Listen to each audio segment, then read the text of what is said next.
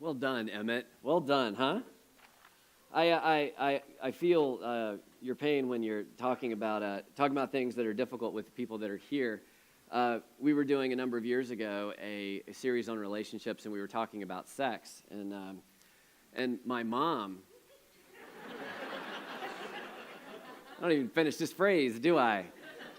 Said, "Well, honey, I'd like to come and hear you preach." That's how she says it. And said, "Mom, you should know what I'm talking about." And when we speak frankly here. And she said, "Well," and so I got to give that entire talk with my mom sitting in that row right there.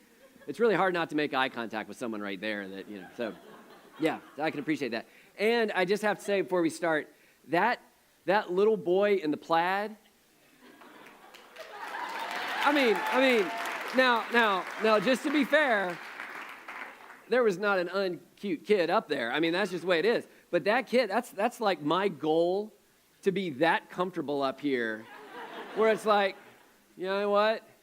I got to pick. I'm going to do it. He's up here during the prayer. He's folding his, he's just like, that's my goal. I now have a new goal. So whoever's son that is, well done. All right? That was incredible. All right, for those of you that don't know me and that I don't know, my name is Jim. I'm also one of the elders or pastors, depending on the lingo that you use, of our church. And we're just very excited, again, and you've already been congratulated, which I don't know what this says about our confidence in you, but, for those of you at New Life that made it over here, well done, all right? You did it, and for those of you at NLCF that got up early, well done as well. And so, we're just really glad that you're here. And just like Crystal said, I think there's a real value in us being here together on big days like this. And this morning, Easter, this is as big as it gets. It really is. It doesn't maybe feel like it all the time, because it's not like Christmas. Christmas, everything kind of changes. Kids get out of school, and there's decorations all up and down Main Street, and there's parades and all of this. And even if we would say, sure, that we maybe go a little wonky with what we focus on and what we don't, everybody's aware that something's happening, right? With Easter, I mean, it changes year to year, even the date. You got to be on top of that, all right? It comes at the end of Lent, which sometimes people do and is difficult, and other times people don't and they feel guilty. And so there's that. And just everything is happening in normal speed. And it can kind of like sneak up. You go, oh, it's Easter. And it's hard to really, we don't have Easter carols. I don't know what those would sound like, but we don't. There's no songs about fictitious rabbits dropping eggs and anything like that could really cause us to swoon. And it's just like that. This is how it is. And I'll be honest, and I'm a pastor, about half the Easters, that's how I feel, like it's snuck up. I want to feel something, and I'm struggling to feel it, because I can appreciate that nothing that I experienced would be the same. Nothing. If Jesus had not come back from the dead. I recognize that, but it's hard to know what to feel. And so this morning, we're just going to try to connect with it a little freshly. Okay, I want to read you something from John. This is his account. Right, so we've had the Passover. Jesus has had the Last Supper, with his disciples. He's gone into the garden. He's asked them to pray. They chose sleep. And then he's arrested. He's beaten. He goes through a mock trial. He's convicted and condemned. On Friday, he's crucified. Saturday, everything is just silent. And then right about dawn, on Sunday, this is where John picks it up. Early on the first day of the week, while it was still dark, Mary Magdalene went to the tomb and saw that the stone had been removed from the entrance. So she came running to Simon Peter and the other disciple, the one Jesus loved, and said, "They have taken the Lord out of the tomb, and we don't know where they've put him." I love that sculpture. I feel like that's how it must have felt to be them. It's not just that there's, nothing where something should be. It's like you can almost picture the person depicted in that sculpture, like just kind of, they almost feel like they're caving in on themselves. There's just nothing there. I mean, for the disciples, Saturday would have been awful. They were afraid because they knew that Jesus, as the leader of their group, had been taken out, and that the Jews and the Romans were looking for the next man up. Who else needs to be silent? So they were in very, very real danger. But also just the sheer what happenness of this moment. They really, genuinely believed, at different levels of it, but they genuinely believed that Jesus was the Messiah, the one that they had been waiting for and talking about for hundreds of years. He was there. He was Jesus. They had seen him perform miracles, do amazing things. They'd seen him walk, some of them had seen him walk on water. Peter had even gotten a couple of steps in himself. And it was just this, it was amazing. And then he's arrested, turned in by Judas. Let's be honest, we all expected that. It's Judas. But they turned in by him. He's beaten. He's not just whipped, he's scourged. They see him carry this cross. They see him nailed to it, and they see it lifted up. I mean, maybe if you were one of his disciples, you might wonder, is he going to do one of those miracles to save himself? I mean, he was taunted with that. The leaders were saying, look, you're Son of God. Okay, prove it. Get yourself off the cross. Maybe they were wondering, maybe he will. Maybe that's the next thing. It wasn't that. He just calls out to God, why have you forsaken me? And then he just dies, like everyone else that goes on a cross. He's pulled off of it. He's wrapped kind of quickly because it's just about the start of the Sabbath and Saturday. So she's going like that. She doesn't even see, she just sees that the stone has been rolled back, and then she comes running. Then it says, so Peter and the other disciple started for the tomb. Both were running, but the other disciple outran Peter and reached the tomb first. I've mentioned this before. I love, John is the one that wrote that, and he's the one, he refers to himself as the other disciple. And he's like, just to be clear, he started first, I got there first. It's not a race. If it was a race, I won that race. I'm just saying that I won the race. Even in the midst of that, it's like, I could see myself doing that. Like, yeah, Peter, he tried, but I got him.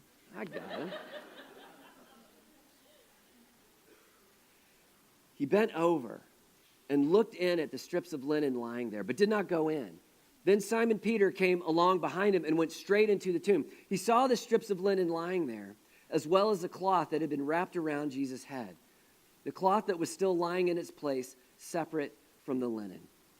There's this moment where they get there. And I love this picture. It's this painting by Eugene Bernand. And to me, out of all of, there's a lot of paintings that depict the resurrection, that depict the disciples, that depict all of it. I think this is maybe my favorite. I mean, what you see, he's also got a series of them on the parables that are excellent. You should look them up. But that's not what we're talking about today. And you just see this kind of look, this you see John, he's the younger one. And you just almost like, just with the hands clasped, there's this, what could possibly be going on here? Having tombs raided, having bodies stolen, that wasn't new. That's one of the reasons that you'd roll a stone in front of the opening. So it was harder to get to them. You see Peter, and you see this look of, they have no idea. They have not gotten it yet. They're not thinking, wait a minute. He is alive. That's not what they're doing. It's just another hit on top of a few days of hits. What, he's gone? We can't even prepare his body. And then when all are left are his bones, we can't even put them in an ossuary, in the bone box. We can't even do the things that you do to honor people that have died, that you loved. So they race to the tomb. Finally, the other disciple, who reached the tomb first, also went inside. He saw and he believed. There's a moment, when they saw the tomb, there's something that they saw. If a body had been stolen, then things in the tomb would be in disarray. It would look like a kind of a dead body crime scene. There was stuff that it would have looked like someone had gone in there, but this was not how that looked. There was still the piece of stone that his body was laid on. They just kind of carved it out of the limestone. It was there. The linens that they'd wrapped quickly around him were still there. But it's just like the body wasn't. There's something when they saw that. It says they saw and they believed. Something started to connect. And the question is, what is it? What did they now understand to be true right at this moment? We know that they didn't get everything, right? It wasn't like God downloaded into their brains every theological truth about the resurrection. We know that because as, the Holy Spirit was revealing it to them over the next number of years. So what is it that they got in this moment when they got there? John first. And saw. What is it they got? Well, Paul talks about this a little bit. He talks about this a little bit in Romans 6. And I'm going to read you the translation from the Message. I think it's kind of cool. And in this, Paul is actually talking about baptism. But when he's talking about baptism, he gives us a lot of truth about what was going on. And I think maybe something that as I remind myself of this, as I, go back and reflect on this, meditate on this, pray this, tell myself this, it helps me appreciate more what we're celebrating today. All right? Here's what he says. Again, this starts with baptism. So when we're lowered into the water, it's like the burial of Jesus. And we're raised up out of the water, it's like the resurrection of Jesus.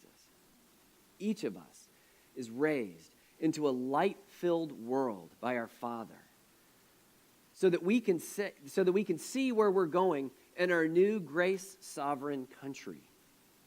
Could it be any clearer? Our old way of life was nailed to the cross with Christ, a decisive end to that sin-miserable life. No longer at sin's every beck and call. What we believe is this. If we get included in Christ's sin-conquering death, we also get included in his life-saving resurrection. What the disciples were probably just starting to get was this idea that everything had now changed. They didn't get the implications of it, like we still don't. We don't get all of it. We don't stand back here going, well, we understand it all, and you didn't. No, we don't get it all. There's some parts of it that are still confusing to us, to me. But what we do get is that everything changed. Because Jesus was not in that tomb. His body wasn't there because he had come back. In Acts 3, it says that, we killed the author of life, but God raised him from the dead. Because of that, the author of life is still alive and still working. See, they understood something, just a little bit. That this death that had come into the world through humanity's rebellion in Eden against God.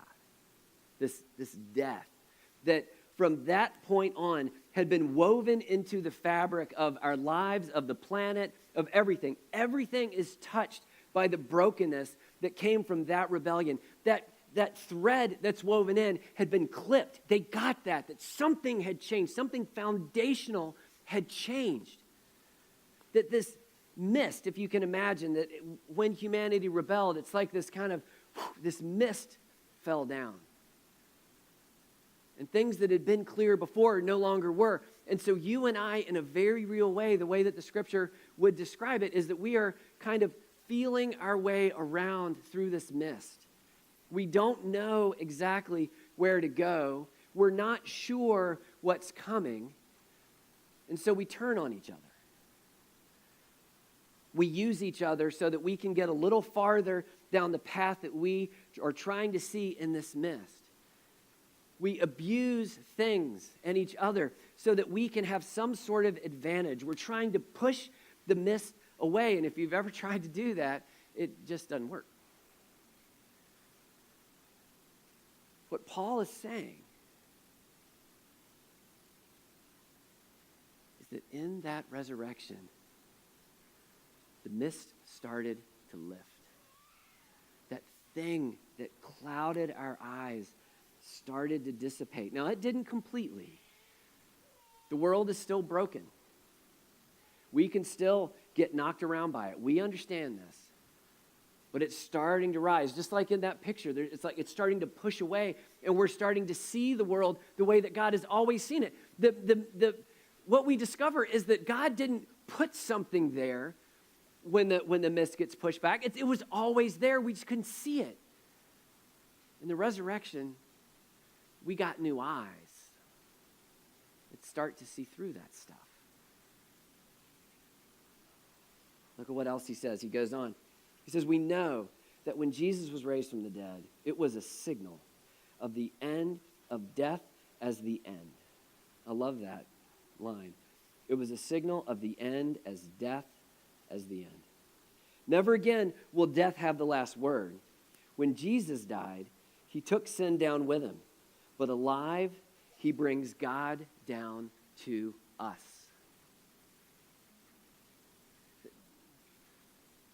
The base truth of the gospel, I believe, is this. God came back. We pushed him out because we wanted to run at it ourselves. But God came back. And he gave us a way to come back to him. When Jesus died, he took sin down with him. But alive, he brings God down to us. From now on, think of it this way. Sin speaks a dead language that means nothing to you. God speaks your mother tongue, and you hang on every word. You are dead to sin and alive to God. That is what Jesus did. I think the disciples started to get that no body in the tomb was not just more bad news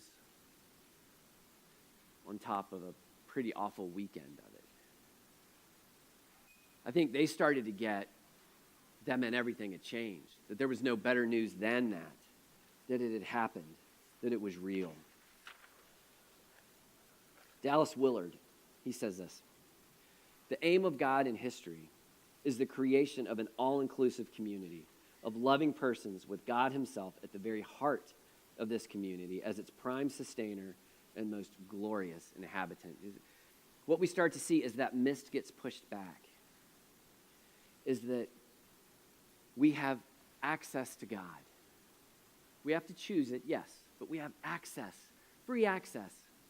He doesn't look at you or look at me and say, well, no, you have, because you've screwed up so much, you need to get some things together and then maybe we'll talk. That's how I would do it if I was God. I'd put some restrictions on that. You know, a couple of you. No, it's that kind of thing. I mean, honestly, the fact that he took me, if you knew me before, that's a pretty strong message how much he loves. You know, he says that you can have this if you want it. You do have to choose it. But you can have it if you want it. And as we start to get little glimpses through the mist, we start to see that is what we want. That we need to be readopted into his family. We need to be forgiven, but we need those new eyes. We need those new eyes. We need that new heart where we're not going after the people around us. We're not using the people around us. That we are looking through these new eyes, we're looking and we're seeing what's going on in the world. We're seeing where people are still stumbling in the midst, and we're drawn to them. Not as some project, not because we get notches in something if we do it, but because there's something that we have seen that we cannot unsee again. There are places in this world where people are being hurt. And we're the ones that are called to stand in front of that and to take it and to change it so that this world looks more like heaven. This is what we're called to do. And when the mist pushes back, that's what we see with our new eyes. This is what we're called to. And that's why what Dallas Willard says, this all-inclusive community of loving persons with God himself at the very heart. That we can't just do this individually. We become a community. We become a body. You know, when I think about that, I don't know if it's just the way my brain works, or I don't know if it's the right or not, but that gets me excited about the resurrection. The resurrection means everything is now open. Everything is. That God promises you access to him constantly. Now, we have to learn sometimes how to speak his language and engage with him, and that can be frustrating. We're just, let's just be honest about that. But it's not because access isn't there. He gives you the ability to see what he's made you to do. He can bring more meaning out of your life than you ever could by yourself. That doesn't mean that it'll be easy, but it can be more meaningful than anything you could imagine. He promises not to reject you, even if everyone that you've known in your life has. He doesn't. And he promises to give you the strength that you need to walk through what he's calling you to walk through. You will never lack it. Now, if there is a better deal that you can find, then you should take it. You should tell me about it too. But if there's not, you should leap at this. Because he will not ever stiff-arm you down. That gets me excited. I've done this, and I get grief for this, and I'm going to do it again, and so here's more grief. There is a poem by Longfellow that every Easter and every Christmas that I have a chance to speak, I quote. And this is clearly, the title of the poem is Christmas Bells. I recognize it's not Christmas. But I think in these two times, at the birth of Jesus and the resurrection of Jesus, this speaks to it. Longfellow is writing about how the Civil War and the sound of war, literally the cannons, he calls them the black accursed mouths of the cannons, were drowning out the songs of Christmas and literally the church bells that used to ring at Christmas. The things that made him excited, that made him feel like there was joy in the world. It felt like for a lot of people for a long time that was done, it was gone. And he wrote this. I'm not going to read the whole thing. Then from each black accursed mouth, the cannon thundered from the south. And with the sound, the carols drowned out peace on earth, goodwill to men. It was as if an earthquake rent the hearthstone of a continent and made forlorn the households born of peace on earth, goodwill to men. And in despair, I bowed my head. There is no peace on earth, I said, for hate is strong and mocks the song of peace on earth, goodwill to men. And had the resurrection not occurred, that is where the poem would have to honestly stop. But there's one more verse. Then tolled the bells more loud and deep. God is not dead, nor doth he sleep. The wrong shall fail the right prevail of peace on earth, goodwill to men.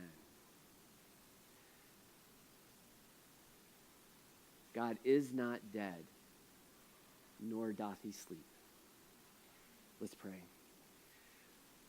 God, we just come before you now, and we ask that this could be a time, a turning point. Lord, for anyone here that has not been adopted by you, that this would be a time that they could be, that they would freely accept this gift that you suffered so much to give. God, that they would just take it because you offer it. And God, for those of us that have, maybe we've just grown accustomed to the reality of it, and it doesn't mean that much. Or it feels like the difficulty of our life is pushing that mist right back in where it was before. God, I pray that we would just continue to seek you, to look. You tell us that you will show us a path. And God, for those of us that look at the world and look at what is going on, and we think there is just no way a loving God is anywhere near this place. God, that we would remember that with you, even dead things don't stay dead. Everything can change in a moment. Help us to look for that, to believe you for that. God, we need that. But above anything else, we just say this morning, thank you. We stand and sit here as men and women who do not deserve it. Thank you.